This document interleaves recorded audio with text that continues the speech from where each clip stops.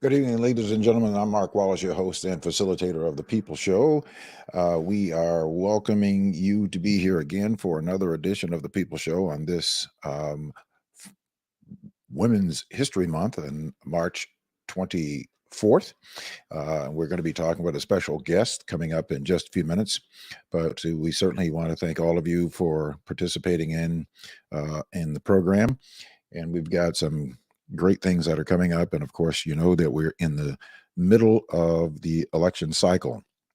One of the things that I want to talk about extremism. We've been talking about a little bit about that, but I want to talk about it specifically tonight. And we are going to have one of our guests on who is going to help us with it, Dr. Peter Simi, who is a professor of sociology at Chapman University.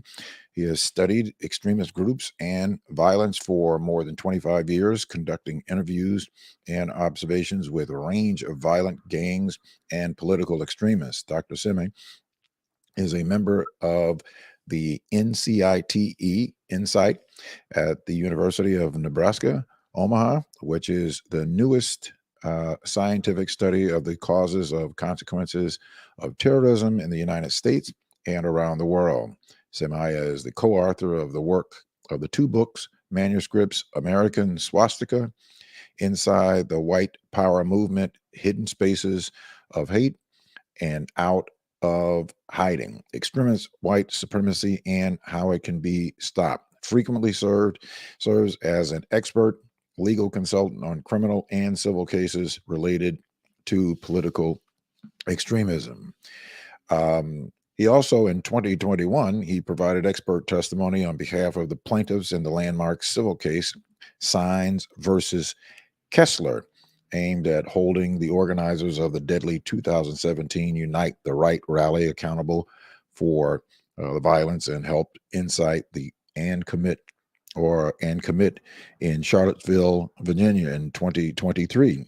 He testified on behalf of the plaintiffs in Norma Anderson versus Jenna Griswold and Donald J. Trump about the relationships between far-right extremists and Trump and the role the former president played in the attack on the U.S. Capitol.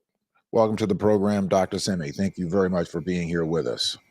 Well, thanks for having me, Mark. Appreciate it. Yeah, now, of course, there are many people who would say that they thought that race relations has gotten better in the country. But we know that we saw it rear its ugly head when Barack Obama announced that he was running for president back in 2007 or whatever that six, and we saw that it reared its ugly head. And the question remains: is did we really make progress? And if we did, how much progress did we make? And have we been set back, or did something happen like a volcano that just allowed for what has always been there to be in place, and we just assumed that things were getting better? What's your take? Well, I think it's a little bit of everything you just described, frankly.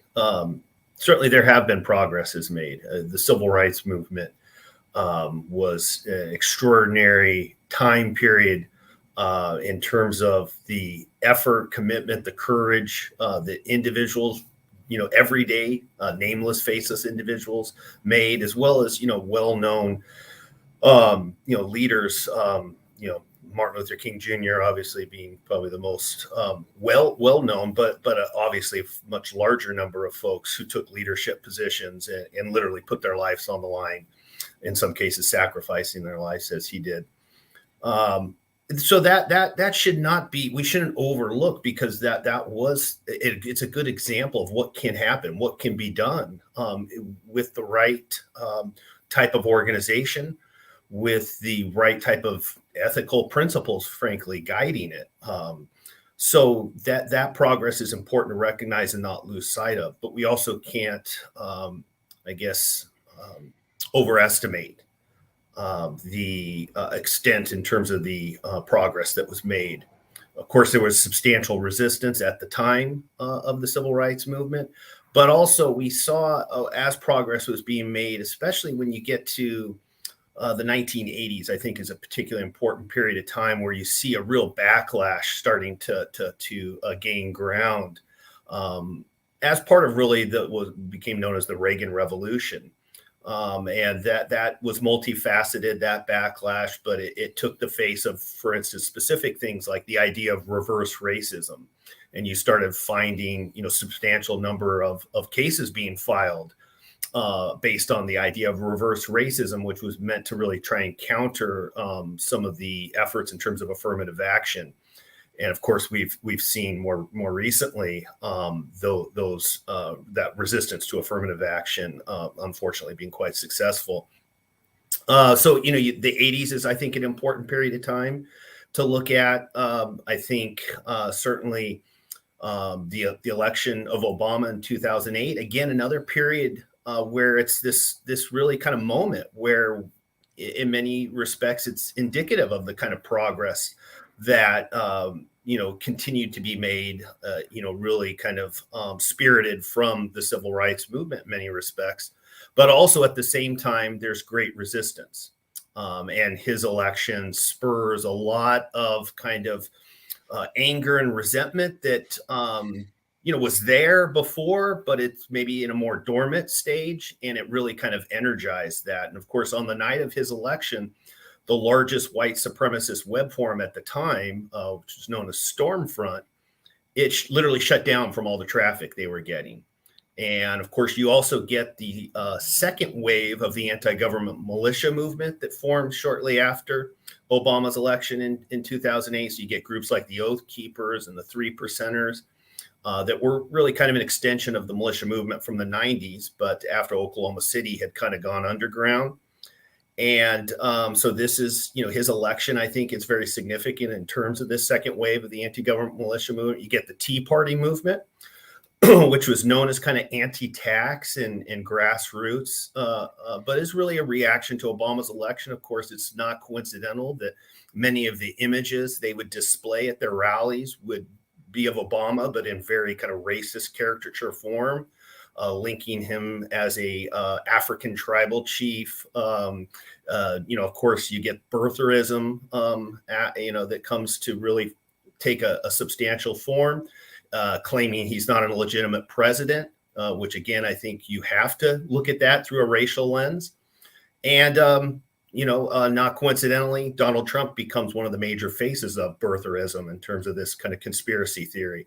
So there, a lot's happening in the years before his election, but also after as well. So,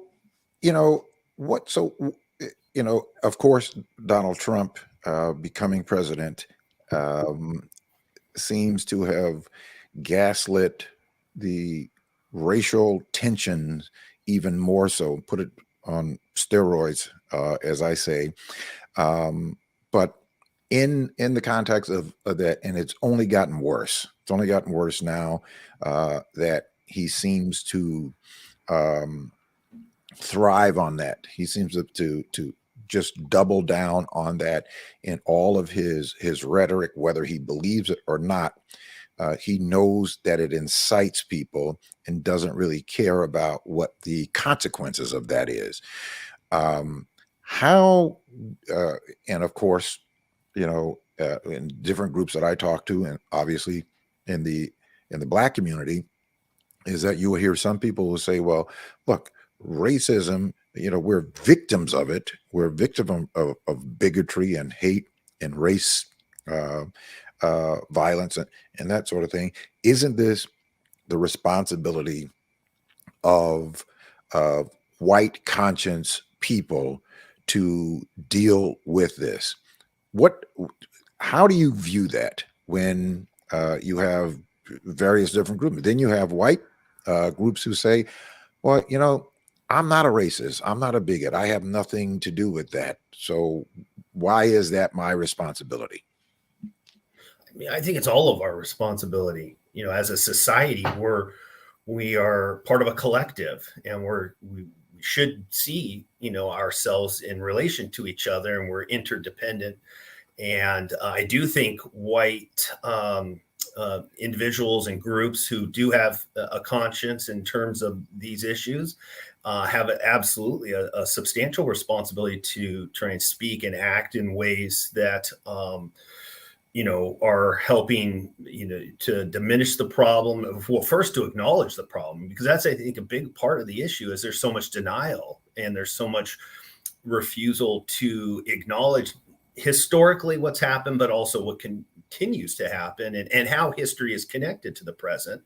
We've seen just a massive wave of this kind of collective denialism sweeping the country in the last few years that I find just one of the most frightening aspects of what we've seen is this collective denialism, the effort to really rewrite history in ways that is just frankly shocking.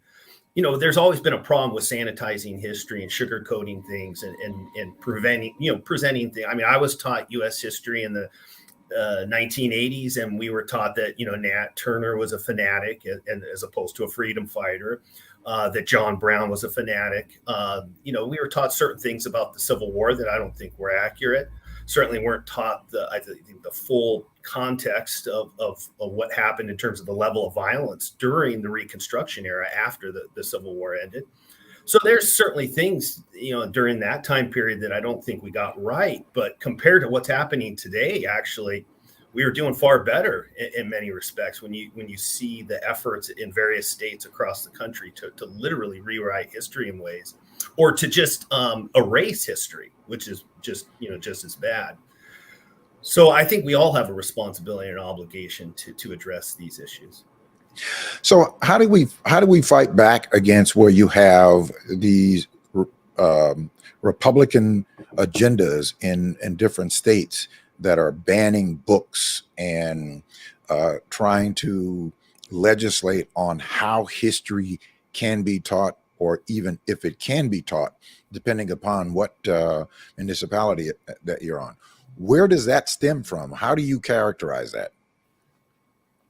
Characterize it in how would I characterize those efforts, or Yes. how to respond? Both. Mm-hmm. Yeah, I characterize the efforts, again, I think denialism. We are there. It's almost kind of a contagion of denialism that I think you see sweeping our society, and not just the U.S., because it is happening in other parts of the globe as well. But you have things like climate denialism, which is climate change denialism. Obviously, that's part of the puzzle. So it's really, I think, a more pervasive kind of way of thinking about the world that has gained ground. And the kind of denialism in terms of the book banning is one facet of a broader kind of way in which this way of looking at the world has kind of, like I said, gained ground. And that is really, I think, in many respects, it's a rejection of a science. It's a rejection of really taking an evidence-based approach to trying to solve problems. And it's really a movement towards authoritarianism. And so part of this is really moving away from democracy and democratic principles, which is, we're seeing a lot of voter suppression is a big part of what we're talking about here in terms of this denialism, denying people the right to vote. So this is, I think, something we have to keep in mind, that our democratic system, as imperfect as it has been historically, still does, have the potential for us to become a more perfect, union. And I think some people are becoming less and less interested in democratic principles and more comfortable with the idea of embracing some type of authoritarianism. And of course, I think that's what Trump represents. And so I think that's where the real kind of where we're at in terms of the moment of going off the cliff, in terms of really descending into an abyss of authoritarianism, where even the potential for improving things won't be there anymore. Right.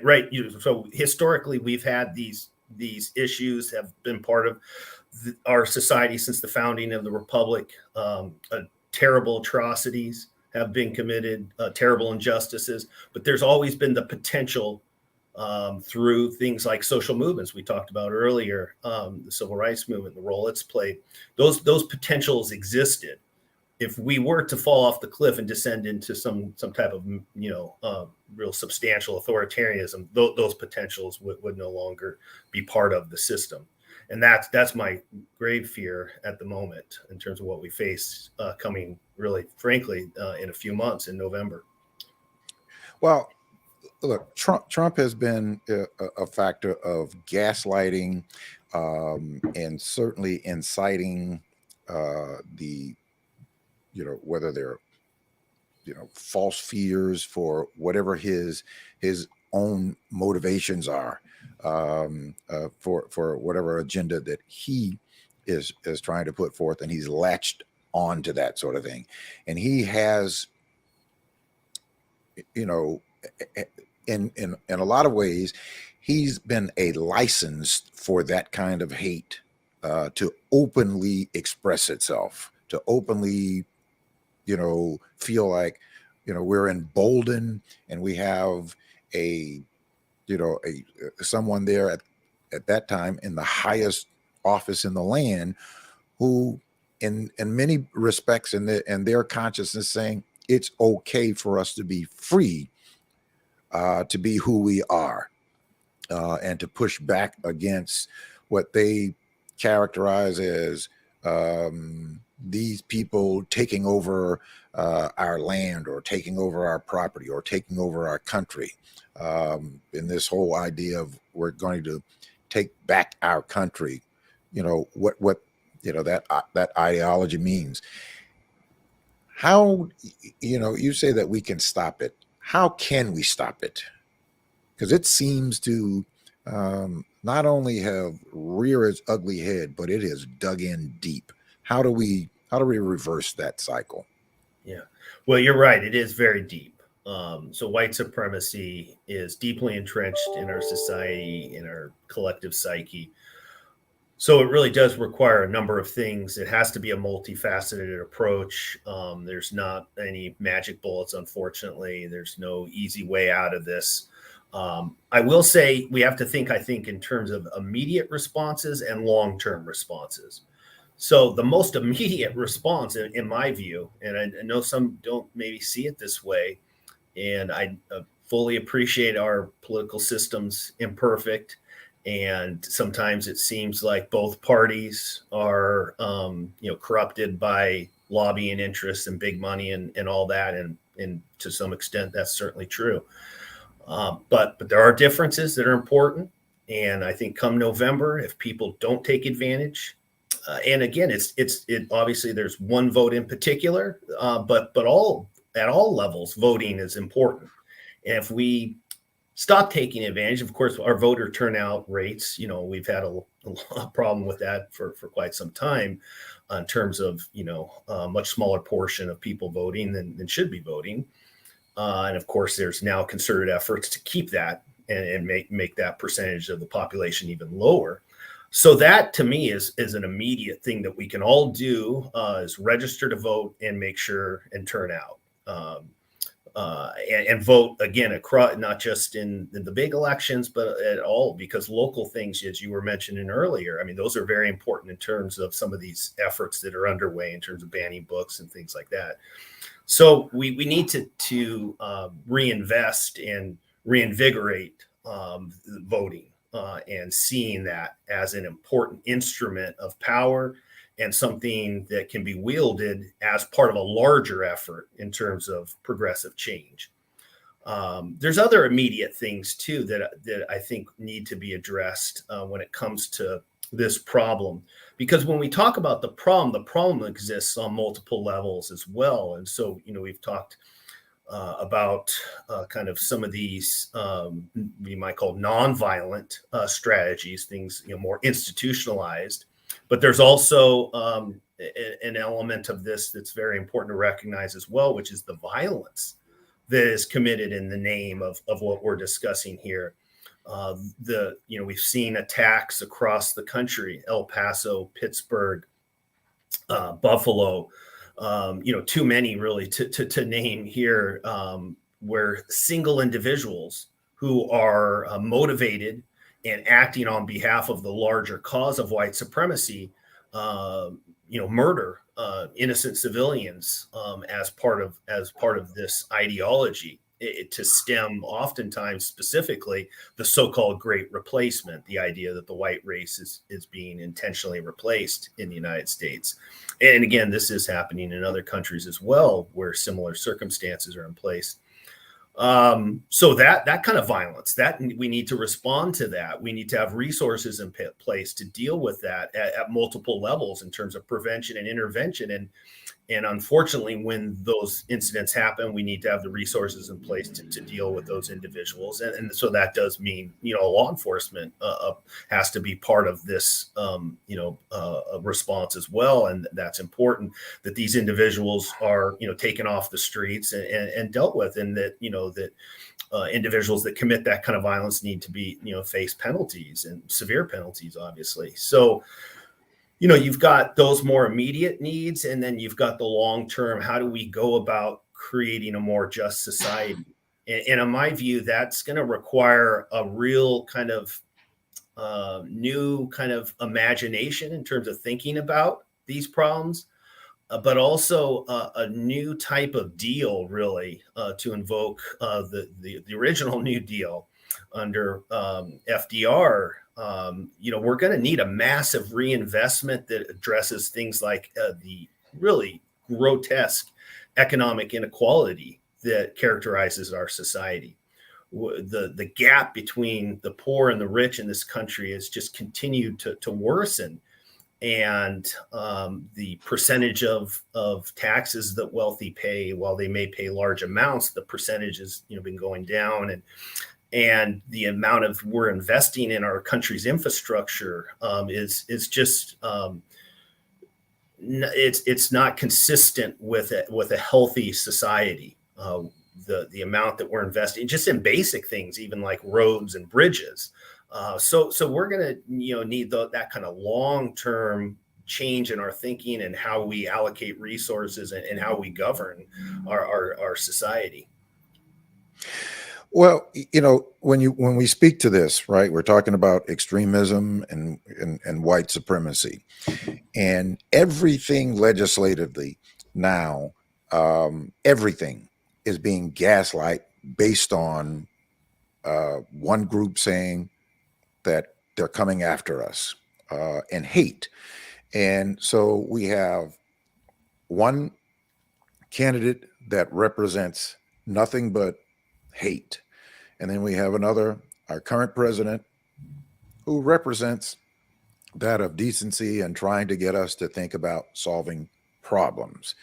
Now, we can talk about how we solve those problems and the differences that we have. And there's, which is healthy to have, healthy conversations. But it is hard to even get to a healthy debate about approach to solving problems when you have one group, no matter what you mention, whether it's helping children or helping old people, we have one group who turns it into an extremist of hate discussion. They just gaslight hate on everything. So when you talk about wealthy people paying their fair share of taxes to solve problems, it's turned into an us versus them, which turns it into a black versus white, when we're really talking about the issue. Should, in your conversations and in your travels and your discussions about this with white groups, are you finding more white groups that are willing and wanting to be more overt about saying there's a stark difference that we have to do here? We have to elect a president who at least that we could have a conversation with, and certainly do away with one who is doing nothing but gaslighting hate. Then we could talk about how we solve the problems. I am. I am seeing more of that. Just the discussion of white supremacy. I started doing this work 1996, so shortly after the Oklahoma City bombing. So, I've seen over that course of that time, there is a change in terms of just acknowledgement and just the discussion, the resonance of the term white supremacy. Wasn't that long ago where when people you use that term, people kind of look at you funny, like they didn't know what you were talking about. Now it's become pretty commonplace to hear that term used to describe American history and society and how the social system's been organized. So I think that's a very positive. Of course, with that means that sometimes people misuse that term and use it in ways maybe even unintentionally that may not be fully all that helpful. But that's and that's important to, I think about how do we correct for that as we become more as that term becomes more kind of part of the parlance and in part of our discussion, is that we do want to be careful about using it in a way that doesn't further the divide and further polarize and further kind of increase and provide, frankly, ammunition for folks that are already committed to white supremacy and want to use every little thing to their advantage. You don't want to give them ammunition, obviously. So I think the fact, though, that it has become more familiar and common, that's a positive sign. And I guess I would say I'm sorry, I totally lost the second part of your question there. Well, the second part was the question of should we, have the conversation, and I was saying that you talk to white groups, and should we say, we got an election that's coming up, and the focus at this point, because there is so much dissension and hate that's out there, that we should not be so focused on policy, because we can discuss policy if we, if we can at least have a reasonable discussion between reasonable people.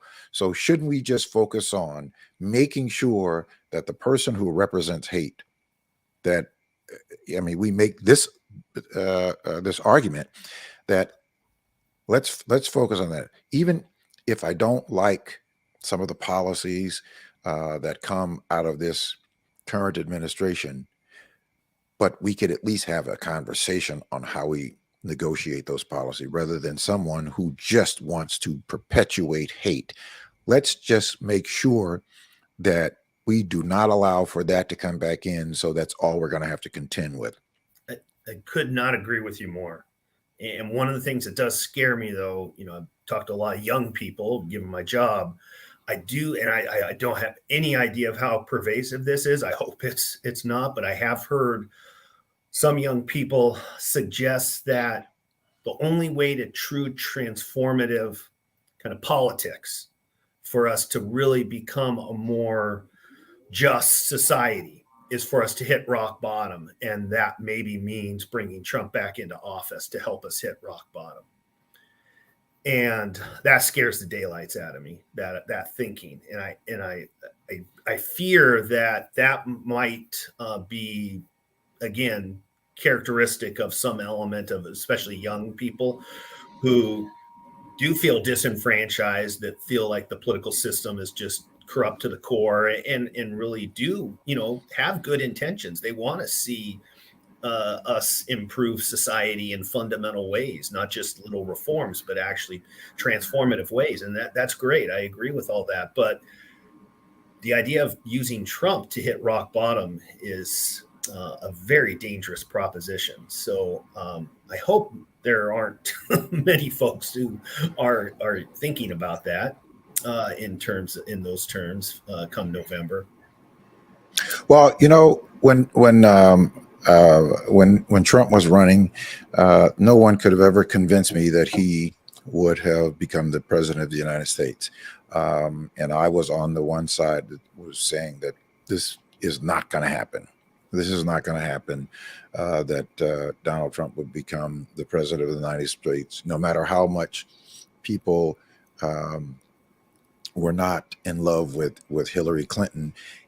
Even then, for me, it was it was a choice between decency and indecency. That was the choice. Not that Hillary Clinton was such a great candidate for the presidency, but that wasn't the main issue. The main issue was, decency or indecency, and then we can talk about the issues and debate on how we solve problems.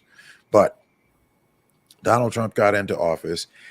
Later on, I was at that point and said, maybe God let this happen so that the rest of us can really see that we really need to deal with the greater problems of inequities and those types of, and helping the poor and dealing with those kinds of situations. Maybe we had to have a Trump to kind of jar us to saying that this is not where we want to be.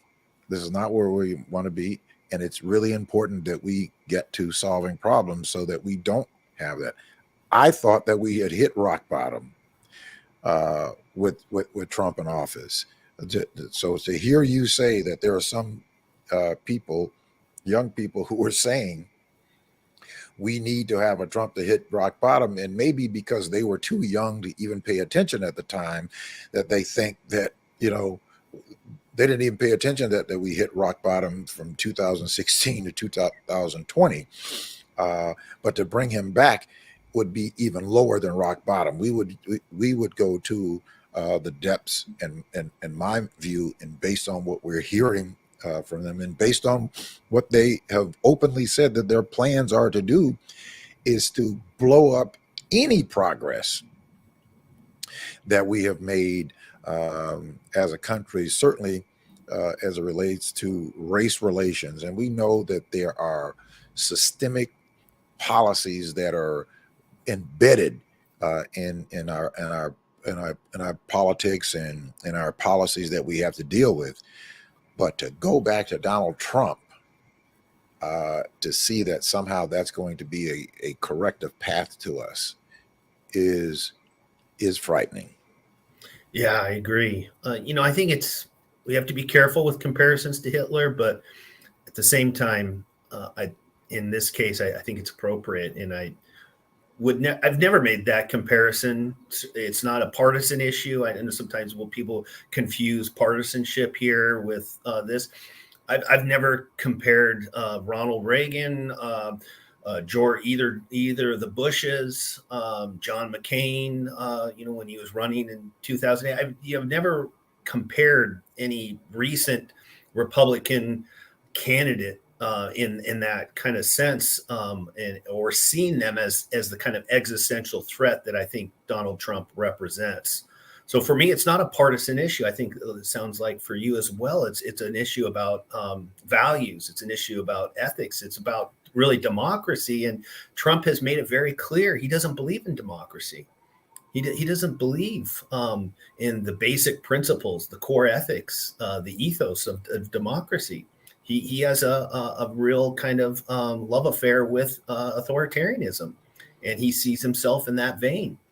And what's frightening is that's not just completely rejected by the entire American public. And unfortunately, there is a segment of the public who have come to identify with him and see him in this almost like a cult-like, figure, the kind of hold he seems to have on that core base of the so-called MAGA. That he really, no matter what he says or does, they are unwavering in their support and following of him, and that's a very dangerous situation. It's of course antithetical to democracy to have that kind of influence over the public. So yeah, we just need to reject that. It seems to me.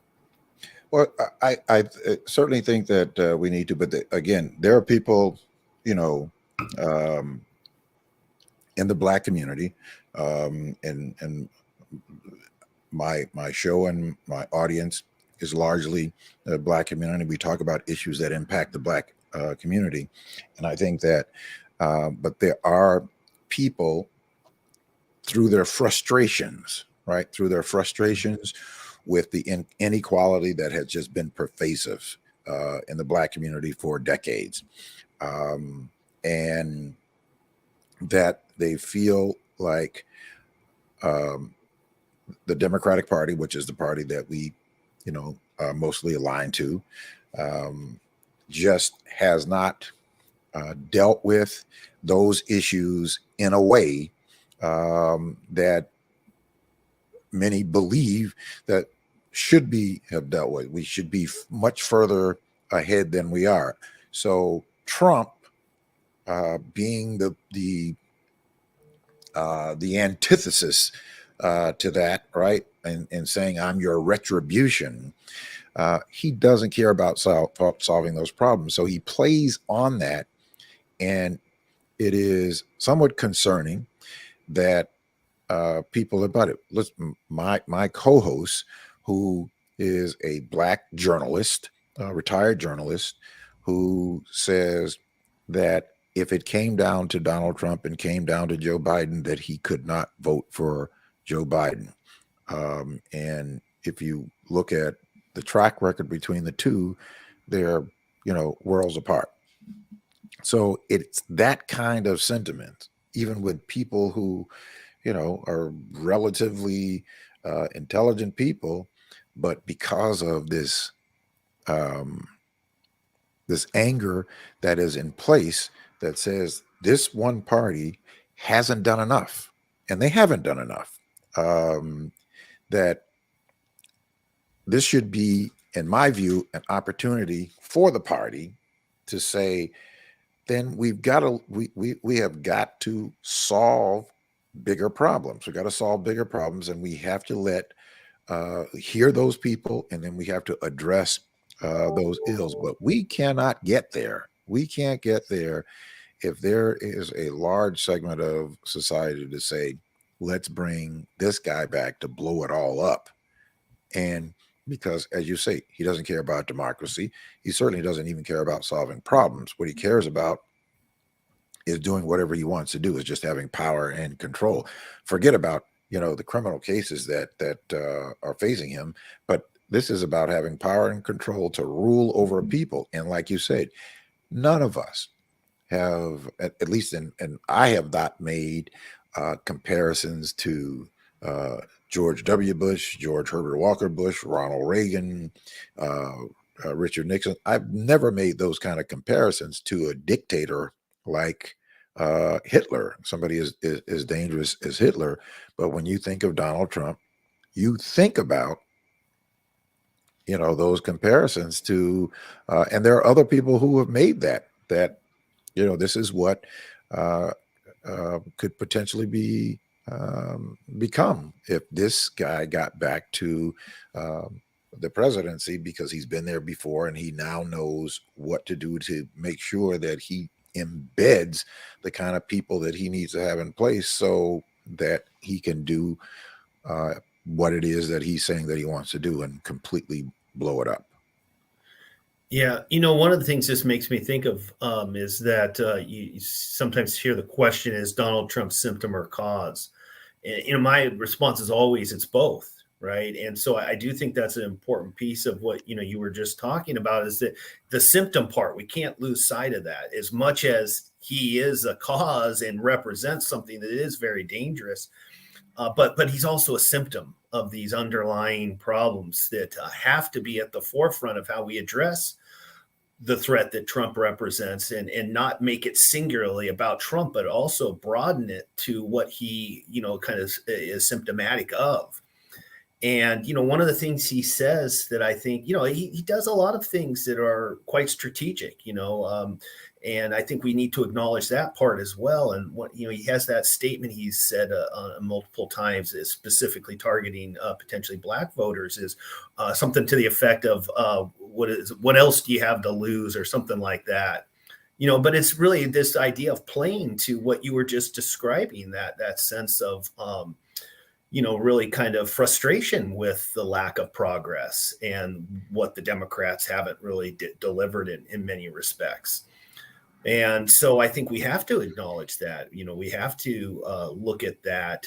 We have to look at it, more broadly as to why people have been attracted, or why some segment of the population have been attracted to Trumpism, and not just write it off as, craziness, or, whatever term you want to use that may or may not be accurate. But it doesn't help necessarily to use those kind of just ways that dismiss the problem in that, kind of easy way. We really do have to, I think, tackle this and struggle with why he was able to get elected the first time, and why he, has a decent chance of being elected again in 2024. Well, one of the problems that allows for this hate and these extremist groups to continue to flourish is that there is a segment of the population and a segment of the Black community that the Democrats, right now, if anybody had told me that Joe Biden's administration would have been able to do some of the great things that they've been able to get done, right? We have to play the long game. We have to play the long game. But unfortunately, there are some groups that you don't have, they don't have that kind of patience. They don't have that, that kind of view. And in many respects, they don't have that kind of view because nobody's talking to them. Nobody sees them. And they don't watch mainstream media. They don't watch mainstream news.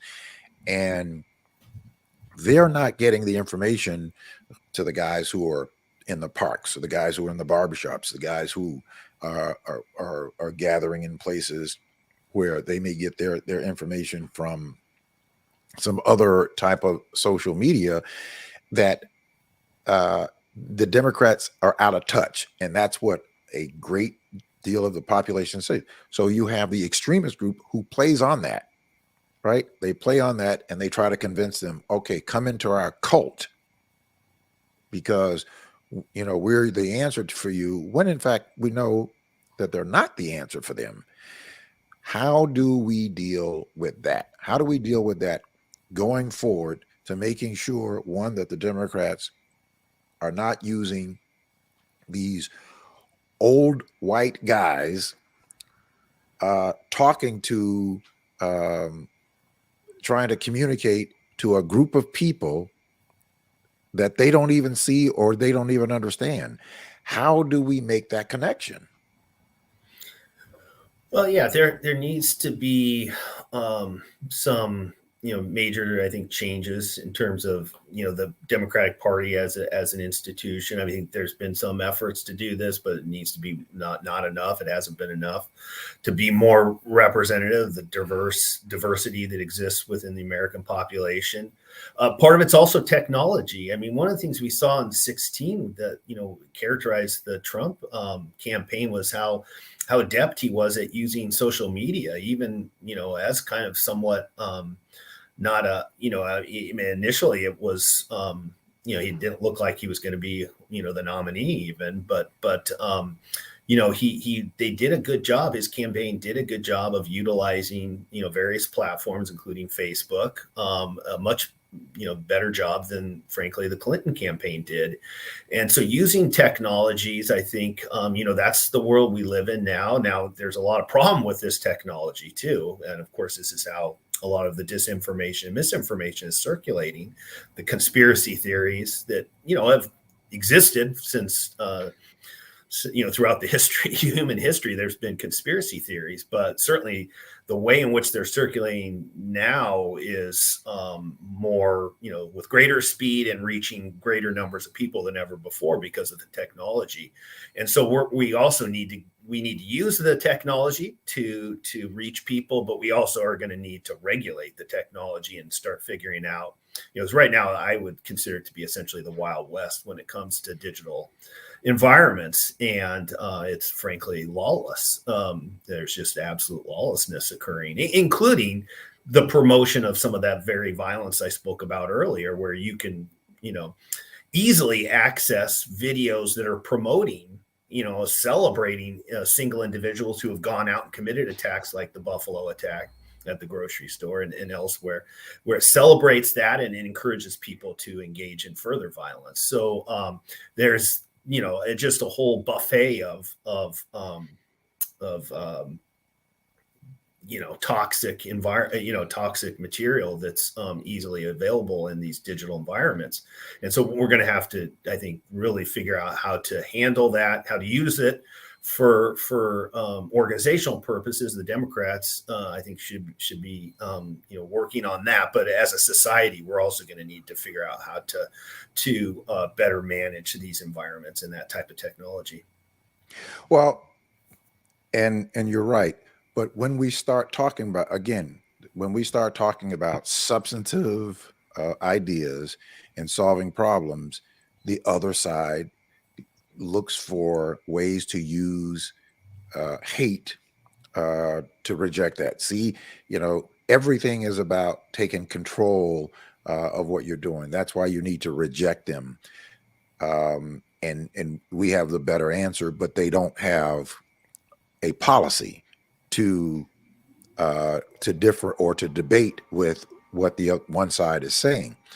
And this is what's concerning is that they're not interested in solving problems. They are just interested in using hate to further the insecurities of some people who may not even really be people who believe in that in hate, but they become radicalized.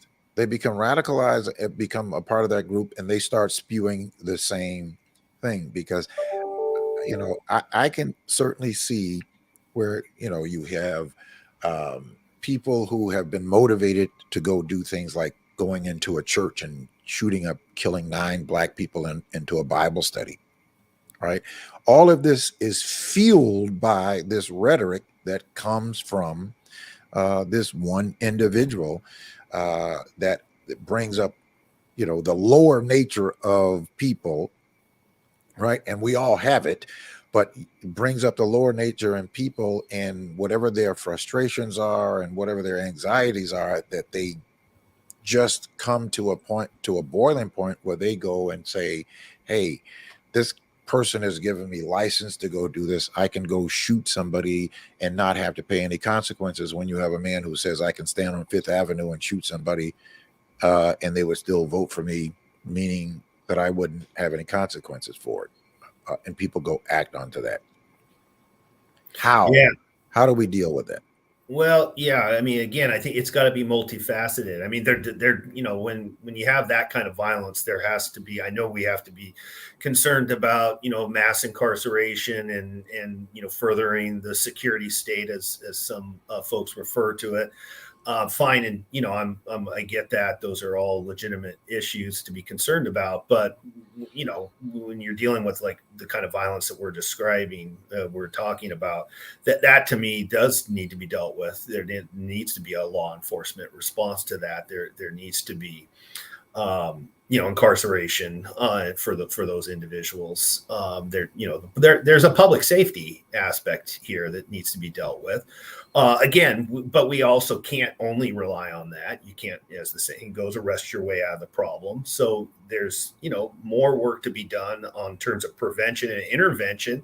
How do you deal with individuals who are getting radicalized, that we don't allocate nearly enough resources to help families, for example, deal with a loved one who they see, that's going down a rabbit hole and want to try and help, but don't know how. It's a very difficult situation. I've talked to a lot of families who've been in that situation, and it's a very difficult one for them. So, there's things we could do in terms of allocating resources to help families that we're really not. And then, of course, there's, prevention. Again, a lot of this today now is circulating through these digital environments I was mentioning a few minutes ago, and that we're really not doing much in terms of trying to, regulate that. And again, it comes back to what you said, is that if you propose that, there are a lot of folks who just don't want to solve problems.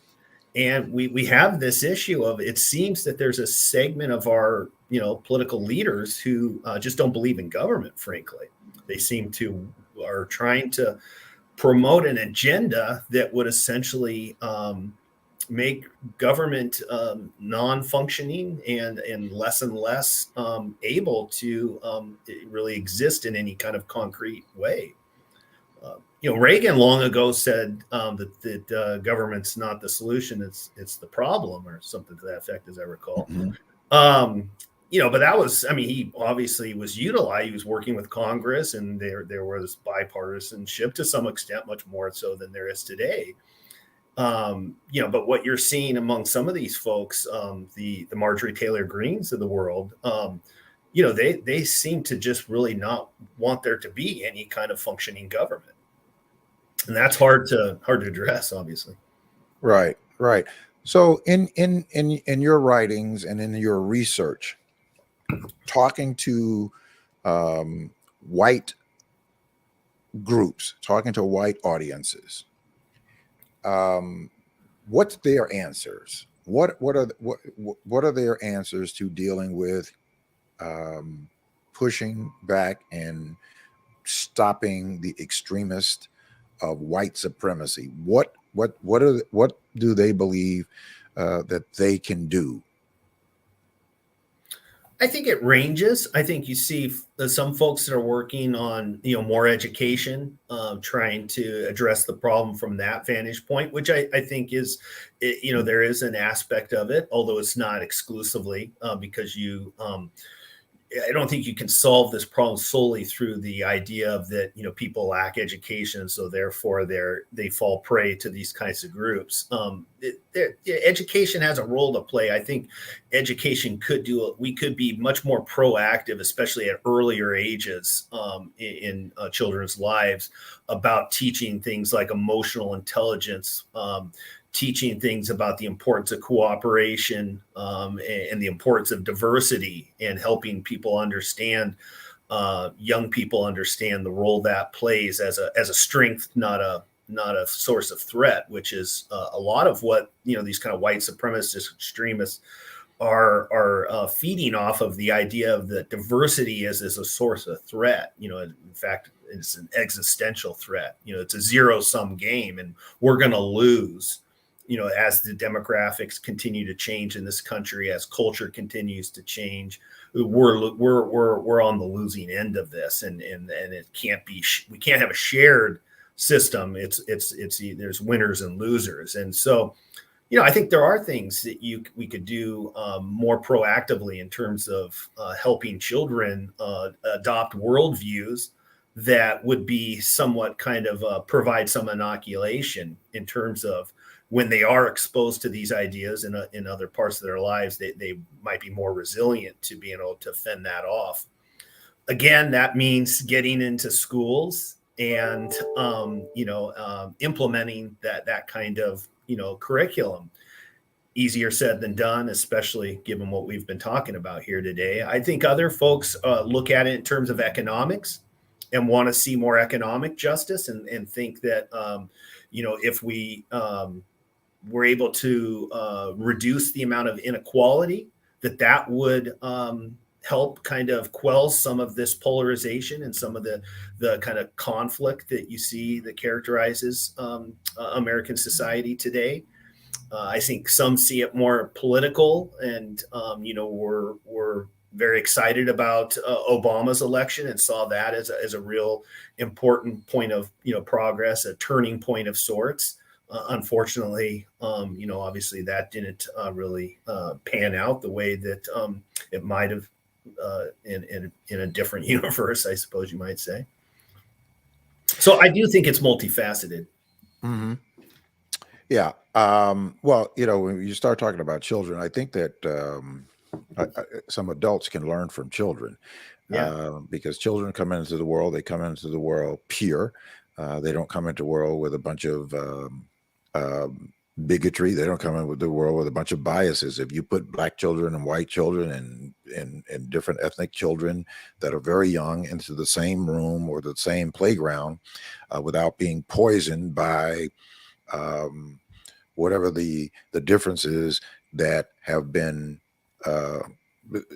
put into their head by their parents that have been socialized and have different experiences, the children function a lot better, a lot more democratically than those of us who have come up and have experienced some of that hate and experience that bigotry and experience that racism, and then those that have participated in it, right? So, and children are being fed all of that into their psyches that, they now start to look at the world or look at people differently. Now, I do believe that that there's been a few generations that look at race very differently than their parents, whether they're black, white, Hispanic. They look at it very different. Like if you ask black and white children and or young adults or even Hispanic, whatever, uh, if they have white friends, black friends, or whatever, they don't identify their friends as a ethnicity or as a color. They say, no, that's my friend. That's not my black friend. That's my friend. Or that's not my white friend. That's my friend. Whereas our generations and generations before us, because of the racial differences and certainly uh, the identity of politics, our socialization was very, very different. So in many respects, I look at children that can teach, older generations on how we need to look at each other, and certainly how we need to look at dealing with issues of the world. Um, Although there are people who live in certain areas that don't have any contact with other people outside of their community. I mean, I know there are some people who live in rural areas of white communities that never, uh, and that's hard for people to believe. They never come in contact with anybody other than the people that they come from. Um, and they identify with the entire existence of the world with what their socialization is. Do you find that in your research, or do you find that in your conversations with groups? Yeah, one of the things you just mentioned that I think is important just to highlight is that generational change that you're describing in terms of how young people today see race in kind of different ways. And we talked at the very outset of our conversation was the idea about, well, what kinds of progress have we made, if any? And I would point to that as being a very important kind of example of progress that has been made through kind of generational change. And I think you're right, absolutely, that children always have, I think, a lot to teach adults. Unfortunately, adults don't often take advantage of it. But nobody is born, comes into the world as a hater in terms of the kind of white supremacist extremism that we've been talking about. That's something you learn over time. That's something you're exposed to, the kind of logic and ideas and emotions that underpin that kind of extremism. It's something that nobody just comes into the world with. And of course, today, though, because of digital, say it sounds like a broken record, but the digital technology really does present a lot of opportunities for children to be exposed to that at pretty early ages, and that's obviously something that's very troubling and needs to be, I think, addressed. Frankly, now there's opportunities for them to be exposed to things that are antithetical to hate and extremism as well, and so that's that would be, there's always kind of two sides to these kind of technological changes that occur in our world. Usually it's usually not one or the other. And so I think that's an important piece of it, though, but is really understanding the way that children can be exposed at earlier ages today more than ever, given how much and how pervasive these technologies are becoming. You're seeing children at very young ages using, the tablets and phones and so forth, and kids getting on various platforms at younger and younger ages. And again, the amount of toxic material that's just readily available on these platforms, and I'm just talking about the mainstream platforms, let alone you have other platforms that are more fringe that are even worse. But even mainstream platforms like TikTok and Twitter, or I guess now X, the things that you can view on those platforms is pretty astounding. Well, we're certainly going to need to have more of these conversations. I certainly appreciate you giving us this time. I think that I'd like to for you to come back, and I certainly would like to do some more roundtable discussions with other people. I think that we don't have enough of these conversations, and I think that we need to have these conversations with Black and white people, and we need to identify with that. I know that some people like to look at the world and say that we should be colorblind, and I reject that premise, because if God wanted us to be colorblind, He would have made us that way. I think that we need to be decent human beings and be able to appreciate the wonder in all of us, that He has created, and that we need to smash whatever the weaknesses that we have, uh, and not allow for people like Donald Trump and people who think like that to pour gas on the rest of us. Um, uh, we've we've got to be better than that, but we can't be better than that until we acknowledge that we have these weaknesses and where they are. Where white supremacy exists, white people need to be able to have these conversations without feeling like they're being attacked, but Yes. to have the conversation and saying this exists. What do we do about it, and how can we um, make progress eradicating this out of our existence? Racism's, the systemic racism is there. It's going to take some time to do that, but we have to identify, right? We have to identify that these differences exist, these problems exist first. It is not to put one person in a box and say, you're a bunch of bad people over here, right? Um, and to have them feeling that way, as some people are using politics that are trying to couch that kind of rhetoric and that kind of conversation. But we've got to be able to have that conversation.